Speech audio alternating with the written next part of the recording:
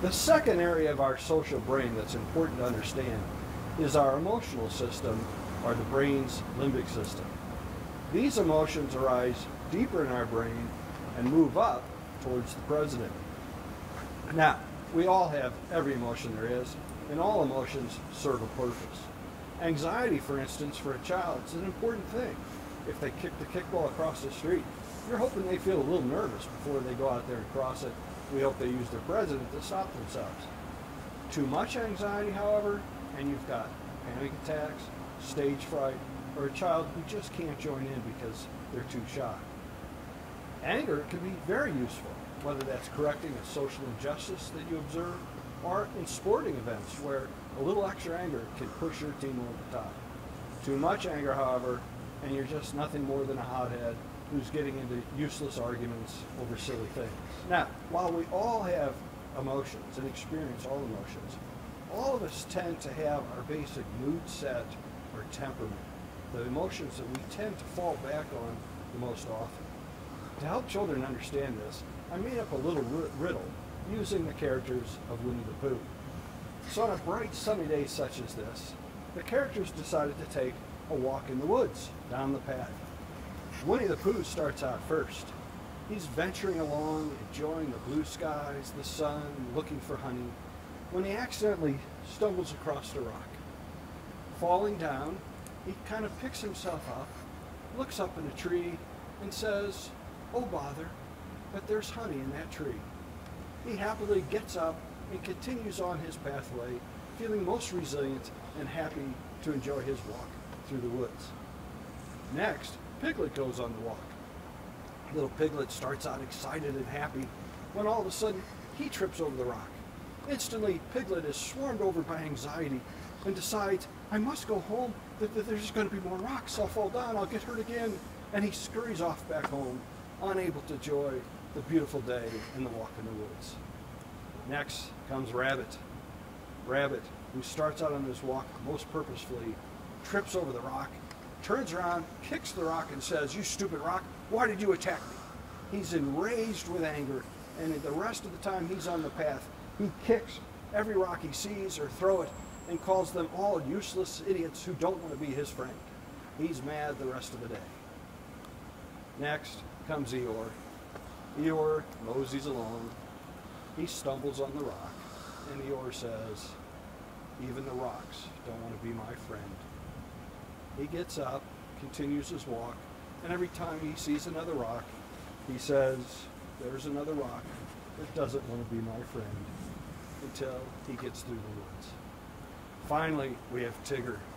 Tigger bounces in the woods with great enthusiasm, barely noticing anything around him. When he trips over the rock, he jumps up, bloodied, and says, "That was great, let's do it again." And he runs around the corner and keeps jumping over that same rock, having the time of his life. Those are the basic temperaments or mood sets for children. Some children are like Pooh.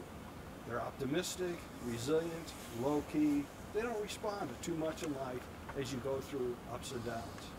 Other children are a bit like Piglet.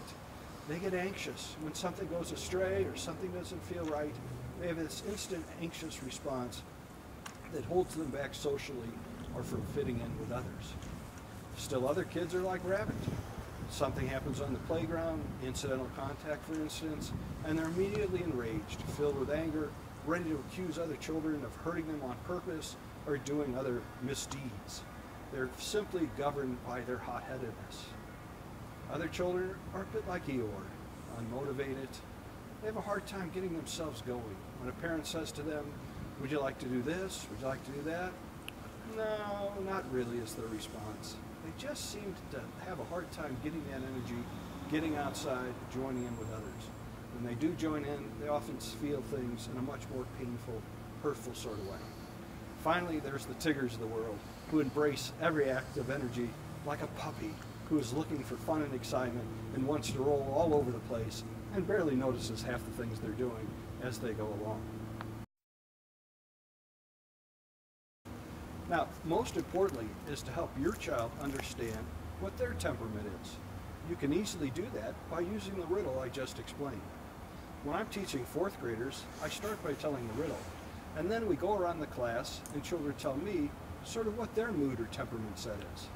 Now to help them, I always start with myself and explain that since I was a little boy, I was always a Winnie the Pooh, with just a touch of Piglet. I get a little anxious about things sometimes and get a little stuck on things. Once I had a boy who looked up and said, well, I'm sort of a Pooh, except when I'm playing sports. Then I'm a real rabbit.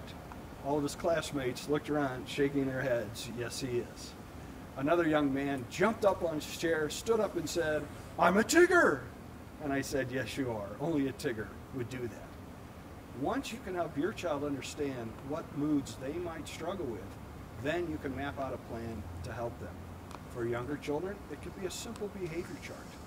Or with my own son when he was younger, for my anger or his, we had a little quarter jar. So if we kind of lost control of our emotions, said some inappropriate language, we'd put a quarter in the jar that goes to the church or another nonprofit or charity. Anything that will reinforce or decrease the frequency of outburst. For your older children and your teenagers, it's important as they start driving to emphasize emotional maturity. You don't want a teenager who has problems with anger getting behind that wheel. Those are big carrots when you talk about that driver's license to motivate change.